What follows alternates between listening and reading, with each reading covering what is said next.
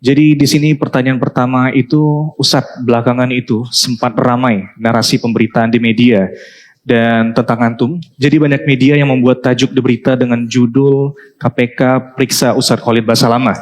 Dan ini membuat pertanyaan bagi kami sebagai tim dan juga mungkin para jamaah yang ada di Indonesia. Dan mungkin menimbulkan beberapa persepsi dan juga kesalahpahaman, Ustaz. Mungkin bagaimana tanggapan antum terhadap pemberitaan seperti ini dan mungkin apa pesan antum kepada masyarakat agar lebih bijak dalam menerima dan menyikapi sebuah informasi yang beredar, Ustaz. Konsep dasar ahli sunnah wal jamaah, teman-teman sekalian, dan antum duduk di majelis ilmu seperti ini belajar tentang konsep ahli sunnah wal jamaah, yaitu kita taat pada wali amr, taat pada pemerintah.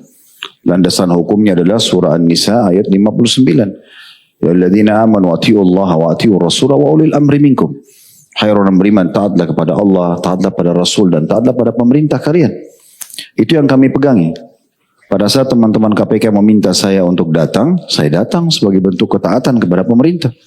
Dan itu adalah kewajiban untuk saya datang gitu ya. Tapi yang perlu digarisbawahi, saya datang bukan sebagai tersangka, teman-teman sekalian, ya. Kalau tersangka bukan begitu modelnya. Antum sudah tahu pakai baju apa di KPK kan? Kalau tersangka, saya nggak ada foto di situ, saya nggak ada statement di situ. Saya diundang untuk datang dan saya warga Indonesia yang patuh. Apalagi konsep kita patuh pada pemerintah, kita datang, gitu kan? Apa yang mereka butuhkan informasi kami sampaikan. Sebatas itu. Jadi tidak ada hubungannya antara saya dengan korupsi itu ya. Jauh sekali. Saya bukan Menteri Agama, saya bukan ex-Menteri Agama, saya bukan staf di Kementerian Agama yang mengurus semua ini. Saya tidak ada hubungannya. Saya salah satu praktisi di lapangan yang kebetulan Allah amanahkan travel juga melaksanakan ibadah haji. Jadi teman-teman di sana membutuhkan informasi itu. Saya waktu diundang saya tanya ya, kepada penyidiknya, saya ini tersangka. Oh enggak, bukan Ustaz. Bukan. Kami hanya datang untuk Ustaz diundang untuk kita tanya-tanya. Ya, mungkin ada yang butuh disampaikan persaksian atau apa yang diketahui tentang masalah haji dan kuotanya. Oke, kami dukung apapun itu sifatnya, kan gitu. Sebagai warga negara yang baik, kita harus dukung program-program pemerintah, kan gitu.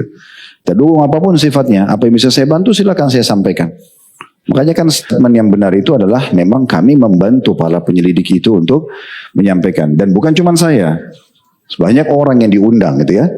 Cuma mungkin Allahu alam kenapa nama Khalid Basalamah ini kalau sudah naik di media luar biasa seperti gula dan madu gitu ya. Nah, terjual sekali gitu. Sudah ada yang buat karikatur seperti saya sudah diborgol, ada yang ini dan itu.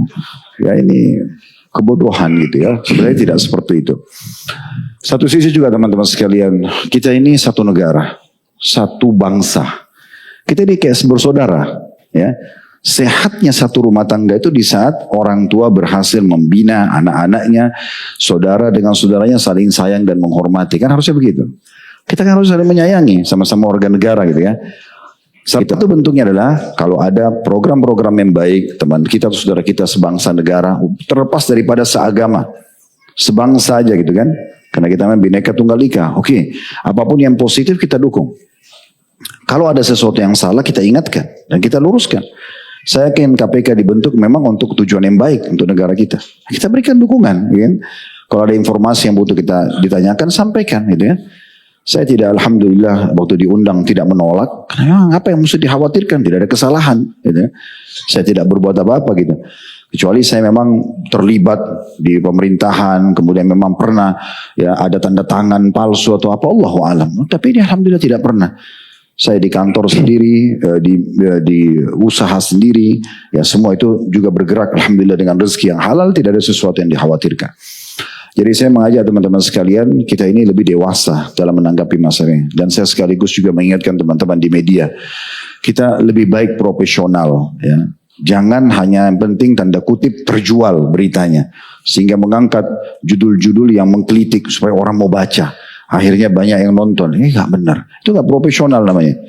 Harusnya tulis yang benar apa adanya gitu ya. Supaya nanti informasi yang sampai ke masyarakat itu bentuknya edukasi dan informasi yang benar. Nah itu yang benar. Kalau hanya provokatif untuk apa gitu kan. Supaya sesama warga negara saling menyerang. Ini rapuh sekali kalau ada orang dari negara lain mau masuk ke negara kita. Kondisi begini ini rapuh sekali. Karena mudah sekali kita di provokator, provokasikan satu sama yang lain ya. sama organ negara. Itu terjadi waktu Belanda dulu masuk menjajah kita. Karena mudah sekali kita diprovokasi. Kita harusnya kokoh, kita kuat dalam masalah seperti ini. Jadi ingat, setiap ada informasi teman-teman sekalian sampai, Allah sudah sebutkan dalam surah Al-Hujurat.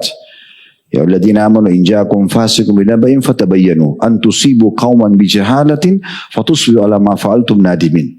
Hai orang beriman, kalau datang informasi simpang siur, belum kalian tahu kejelasannya, apalagi dari seorang yang fasik, nggak jelas gitu ya, maka jangan buru-buru diterima, jangan buru-buru disebarkan. Itu perkataan Ibnu Katsir 700 tahun yang lalu, pada saat menafsirkan surah Al-Hujurat ayat 6. Lalu Allah mengatakan, agar jangan sampai kalian menimpahkan satu musibah kepada satu kaum yang membuat kalian dan mereka juga menyesal. Kan gitu. Jadi teman-teman tidak usah terlalu mudah terpengaruh dengan media. Saya udah kenyang hadapin begini sebenarnya. Ya. Ada sedikit masalah apa, pokoknya kalau sudah Khalid bahasa lama cuat, langsung jadi masalah. Ada banyak ikhwan, Ustaz, kenapa Ustaz tidak klarifikasi? Apa yang mau diklarifikasi? Untuk apa habis-habisin waktu dan umur untuk itu gitu? Untuk kita tidak melanggar gitu kan? Kita tidak melanggar untuk apa? Tidak ada sesuatu yang dikhawatirkan. Ya seperti itu. Oke, Masya Allah. Semoga Allah menjaga antum dan juga kita semua dari fitnah, Amin. insya Allah.